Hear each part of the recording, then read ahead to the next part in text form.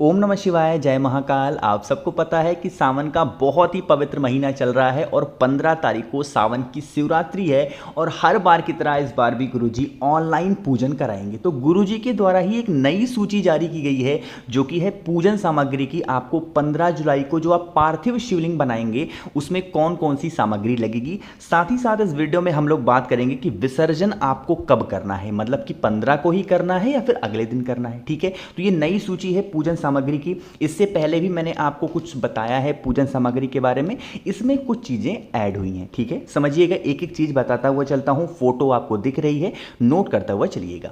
Screen पर आपको दिख रहा होगा, यहां पर दिख रहा होगा काली मिर्च। तो इस तरीके से खड़ी का आपको काली मिर्च चाहिए। कितनी? 21 काली मिर्च की हमें जरूरत होगी। आगे बढ़ते हैं। फिर आपको यहां पर दिख रहा है कमल गट्टे। मेरे बहुत सारे भाई बहन मैसेज कर रहे थे, भैया कमल गट्टे हमें नहीं मिलते, हम क्या करें? आप किसी भी पूजा पाठ की शॉप पे जाना, उनसे कहना कमल गट्टे दे दो, वो आपको दे देंगे। ठीक है, कितने कमल गट्टे लोगे? 5 कमल गट्टों की जरूरत पड़ने वाली है। ठीक है, आगे बढ़ रहे हैं। फिर यहां पर आपको दिख रहा होगा गेहूं, है ना। जिन भी भाई बहन को गेहूं नहीं मिलता है तो गेहूं की जगह धान भी ले सकते हो।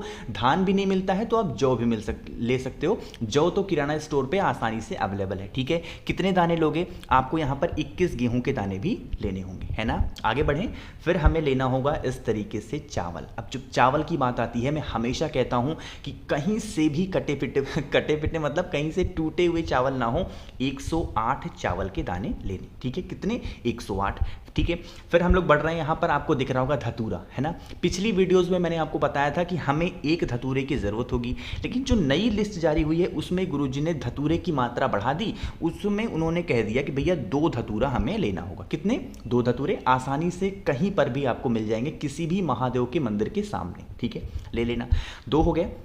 फिर यहाँ पर आपको दिख रहा होगा फूल। फूलों में महादेव को जो सबसे प्रिय फूल होता है ना, वो माना जाता है सफ़ेद फूल। तो आपके घर के आसपास कोई सा भी सफ़ेद फूल हो ना तो आप ले लेना। ठीक है, सफ़ेद फूल नहीं मिलता तो सफ़ेद फूल की पंखुड़ियों को भी ले सकते हो, कोई इशू नहीं है। यहाँ पर गिनती की बात नहीं है, मैक्सिमम टू मैक्सिमम जितना ज़्यादा सफ़ेद फूल ले सकते हो उनका श्रृंगार करने के लिए ना आप ले लेना, है ना। बस एक चीज़ का ध्यान रखना, जब सफ़ेद फूल की बारी आती है तो केतकी का फूल मत लेना। गलती से भी अगर आपने केतकी का फूल ले लिया ये वाला, तो आपको बता दूं कि 1000 गौ हत्या का पाप लगता है। इस चीज का ध्यान रखना। ठीक है, चलो ठीक है। फिर हमें आगे लेना होगा इस तरीके से गुलाब का फूल। कहोगे भैया कितने गुलाब के फूल? तो यहां पर आपको 21 गुलाब के फूल लेने होंगे। यहीं पे काफी लोग चौंक जाते हैं, भैया 21 कैसे ले सकते हैं, यहाँ तो एक नहीं मिलते हैं, कैसे बता रहे हो आप? तो अगर आपको 21 फूल नहीं मिलते हैं गुलाब के तो 21 पंखुड़ियों को भी ले सकते हो, कोई इशू नहीं है, कोई दिक्कत नहीं। ठीक है, ले लिया। आगे बढ़ें। फिर यहाँ पर बारी आती है चंदन की। ठीक है, तो अगर आपके पास पीला चंदन है, बहुत अच्छी बात है, लेना तो पीला चंदन भी है और लाल चंदन भी है। लेकिन कंफ्यूज लोग होते हैं, भैया हमारे पास पीले चंदन के फॉर्म में अष्टगंध है। इसीलिए जानबूझ करके ये फोटो मैंने लगाई है कि जितनी भी मेरी बहनें परेशान है ना कि भैया अष्टगंध है हम क्या करें, तो आप अष्टगंध को भी ले सकती हैं, कोई इशू नहीं है। ठीक है, ले लिया। फिर आपको पता होगा कि लाल चंदन तो महादेव को बहुत प्रिय है ही, तो आपको तो लाल चंदन लेना ही लेना है। ठीक है, ले लिया। अब देखो, ये जो 5 चीज़ें यहाँ पर दिख रही हैं, सबसे मेन यही है। आप चाहो तो स्क्रीनशॉट ले लो, नोट कर लो। आपको बनाना होगा पंचामृत, क्योंकि महादेव का जब हम स्नान कराते हैं तो पंचामृत का बहुत बड़ा रोल है, बहुत बड़ा रोल है। ठीक है, देखो समझेंगे। यहाँ पर एक चीज़ें गुरुजी ने बढ़ा दी है, वो चीज़ें भी आपको यहीं पर मैं बता दूंगा। आपको लेना होगा इस तरीके से शहद, थोड़ा सा शहद, बहुत ज़्यादा नहीं। फिर आपको लेना होगा गौ माता का घी। देखो, जिन भी मेरे भाई बहन के घर के आसपास गाय का घी नहीं मिलता तो आप घी को छोड़ देना, लेकिन कोई और घी मत लेना। ऐसा नहीं कि भैया नहीं मिल रहा है तो हमने भैंस का घी ले लिया, नहीं, बहुत बड़ा दोष लगेगा। आपको लेना होगा गौ माता के दूध से ही बना हुआ घी। ठीक है, फिर आपको लेना होगा जो है दूध, और दूध जो लोगे वो भी कच्चा दूध, गौ माता का दूध लेना है, वो भी कच्चा दूध। ठीक है, साथ ही साथ लेना होगा आपको दही। और यहां पर आपको एक ऑप्शन गुरुजी ने बढ़ा दिया कि जब आप पंचामृत को बनाओगे तो पंचामृत में आप गंगा जल को ऐड कर देना, बाकी थोड़ा सा गंगा जल अलग से भी आप रख लेना अपने पास। ठीक है, तो इस तरीके से पंचामृत का निर्माण एक छोटी सी कटोरी में सारी चीजों को मिक्स करके बना लेना। ठीक है, बन गया पंचामृत। आगे बढ़ते हैं। फिर आपको लेना होगा इत्र, क्योंकि महादेव को तो कुछ सुगंधित वस्तु, सुगंधित चीज़ों को भी तो चढ़ाओगे, तो हमें लेना होगा ऐसे इत्र। कुछ लोग क्या करते हैं ना, मार्केट में बहुत सारे छोटे छोटे कम पैसे में आ जाते हैं, 10-20 रुपए में कोगरा कोबरा फॉग पता नहीं क्या ही क्या, तो आपको वो नहीं लेना। इस तरीके से पूजा पाठ में इस्तेमाल होने वाला इत्र मिलता है, वो ले लेना। ठीक है, ले लिया। साथ ही साथ आपको लेना होगा सुपारी। जब पिछली वीडियोस मैंने आपको बनाई थी तो उसमें मैंने आपको बताया था कि आपको 2 सुपारी लेनी है, लेकिन जो नई लिस्ट आई है गुरुजी की उसमें उन्होंने 1 सुपारी को और बढ़ा दिया। कितनी सुपारियां? 3 सुपारी आपको लेनी होगी। ठीक है, ले लिया। आगे बढ़ते हैं। फिर लेना होगा कलावा। जैसे होता है ना कि उनको कुछ पहनाने के लिए होता है, तो उसमें हमें इस्तेमाल करना पड़ता है कलावा का। तो एक कलावा कह लो, रक्षा सूत्र कह लो, मौली कह लो, जो भी आपको कहना हो कह लेना। ठीक है, देखो कंफ्यूज आप नहीं हो इसलिए सारी फोटो दिखा रहा हूं। मैं चाहता तो एक लिस्ट बना करके लिख देता, मेरा काम छोटी सी वीडियो में हो जाता, लेकिन मैं चाहता हूं मेरे कोई भाई बहन परेशान ना हो, है ना। यहां पर आपको दिख रहा होगा दीपक, तो दीपक आपको लेना होगा घी का दिया। यहां पर तेल का दीपक नहीं लेना है, आपको 2 दीपक लेने होंगे घी के। अब 2 दीपक का इस्तेमाल कहां करोगे? एक दीपक जब पूजन स्टार्ट करोगे उस टाइम पे करना है, और एक दीपक का इस्तेमाल होगा जब आप पूजन आपकी खत्म होगी तो आरती के टाइम में एक दीपक का इस्तेमाल होगा। ठीक है, ले लिया। फिर हम लोग आगे बढ़ते हैं। यहां पर आपको दिख रहा होगा बहुत सारे फल। दिखा इसलिए रहा हूं कि कोई भी 2 प्रकार के फल, कोई भी 2 तरह का फल लेना हो तो चाहे जितना ले लो, 5 तरह का ले लो, 4 तरह का ले लो, लेकिन मिनिमम कम से कम 2 तरह का फल लेना है। अब यहीं पर कल मेरे पास इंस्टाग्राम पे मैसेज आया, भैया कितने किलो लेना है? अरे किलो की बात नहीं है, अरे 1-1 पीस रख लो, 2-2 पीस रख लो, कोई दिक्कत नहीं है। बट अपने घर की सिचुएशन को देख करके, जब भी ये वीडियो मैं बनाता हूं हमेशा कहता हूं कि अपने घर की सिचुएशन हालत को देख करके ही कोई सामान खरीदा करिए। ठीक है, अपने आप को परेशान कर करके कोई सामान खरीदने की जरूरत नहीं है। ठीक है, ले लिया। फिर यहाँ पर आपको दिख रहा होगा बहुत प्यारी प्यारी छोटी छोटी मिठाइयाँ, तो आपको फिर लेनी होंगी 2 प्रकार की मिठाइयाँ। अब मिठाइयाँ आपके घर की सिचुएशन के हिसाब से, जितने आपकी घर की इनकम है उसी हिसाब से लेना। मैं बार बार कहता हूँ, कुछ लोगों को जब मैं इनकम बोलता हूँ तो मेरी बातें बुरी लगती हैं, लेकिन ये सच है। ऐसा नहीं हो कि आपके घर की इनकम है 10,000 रुपये महीना और जाके खरीद लेके चले आए 2 किलो काजू की बर्फी। नहीं, ऐसा मत किया करो। ठीक है, खाने का मन हो तो ला करके पूरा परिवार खा लो, बट आपको क्या करना होगा, 2 तरीके की मिठाई कोई सी भी आप ले सकते हैं। ठीक है, ले लिया।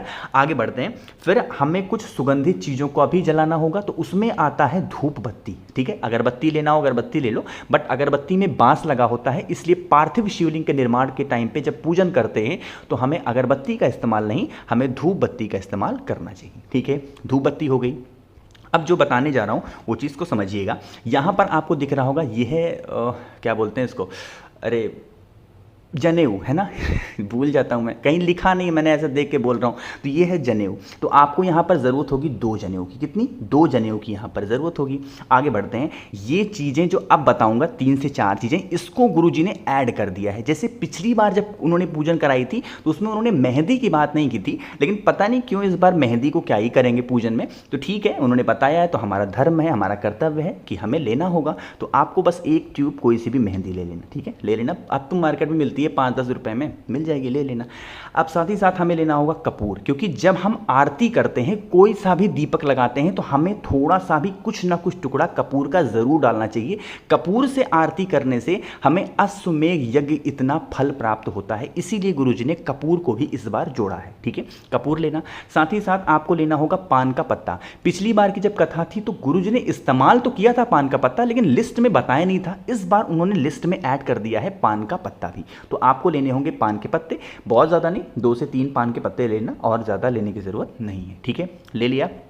एक चीज़ की और ज़रूरत है जो मैं भी भूल गया था बताना, और गुरुजी ने ऐड किया, और वो है थोड़ा सा काला तिल। काला तिल भी महादेव को जरूर समर्पित करना चाहिए, इससे हमारे विशेष, हमारी मनोकामनाएं बहुत जल्दी पूरी होती हैं। तो आपको लेना होगा काला तिल, बहुत ज़्यादा नहीं, इसमें गिनना नहीं है, बस 1 चम्मच 1 चुटकी काला तिल लेना। ठीक है, इतना काम हो गया। साथ ही साथ लेना होगा 1 बाल्टी। बाल्टी का इस्तेमाल कहाँ होगा अभी आपको बताता हूँ, लेकिन अब एक चीज़ यहाँ पर समझो।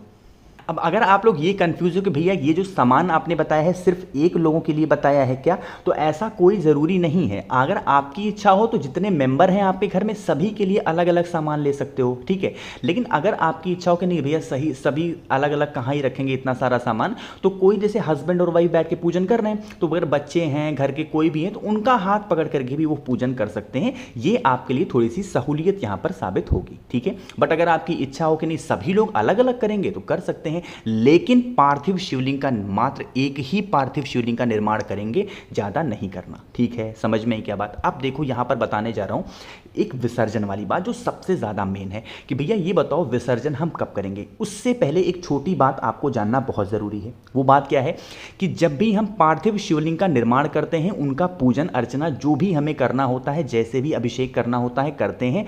और अगर वो दिन शिवरात्रि का दिन है, चाहे मासिक शिवरात्रि हो या फिर कोई बड़ी शिवरात्रि हो, तो उस दिन पार्थिव शिवलिंग को आप अपने घर पे रात भर रख सकते हैं, अगले दिन सुबह विसर्जन कर सकते हैं। यह इसमें कोई दोष नहीं लगता। लेकिन अगर मान लेते हैं पार्थिव शिवलिंग का निर्माण आपने किसी भी ऐसे नॉर्मल डेज में कर दिया, कोई विशेष दिन नहीं है, जैसे मान ली कर दिया मंगलवार बुधवार ऐसे करके कर दिया, कोई सा भी दिन कर दिया जिसकी कोई तिथि थी ही नहीं, फिर भी आपने निर्माण करके पूजन कर लिया, तो उस दिन क्या होता है कि पार्थिव शिवलिंग को फिर पूजन करने के बाद हमें अपने घर पे नहीं रखना चाहिए। रख सकते हो, रात भर नहीं रखना चाहिए। ठीक है, किसी भी तरीके से आपको विसर्जन कर देना चाहिए। लेकिन जो गुरुजी कथा करा रहे हैं वो कब करा रहे हैं? शिवरात्रि के दिन। तो आपकी इच्छा हो, जैसे 9 बजे कथा स्टार्ट होगी, मतलब पूजन स्टार्ट होगी और चलेगी लगभग 1 घंटे के आसपास के टाइम पे चलेगा, तो बच जाएगा 10। अब 10 बजे बहुत सारी मेरी बहनें परेशान होगी, भैया 10 बजे हम कौन से नदी तालाब सरोवर के पास जाएं विसर्जन करने के लिए? तो बिल्कुल परेशान होने की ज़रूरत नहीं है।